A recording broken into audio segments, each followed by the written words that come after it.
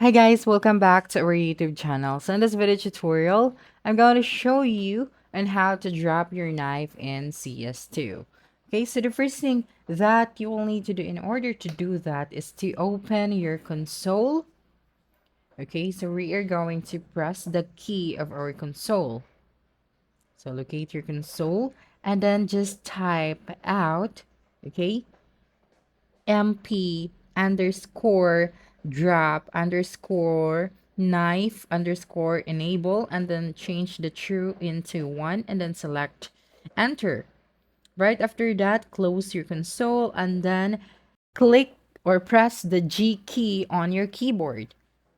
And as you can see, I can drop my knife. So I will get closer to it again and pick it up and then hit or press the G key again and I will drop my knife. Okay, so that's it. Don't forget to subscribe to our YouTube channel for more video tutorials in the future. Bye.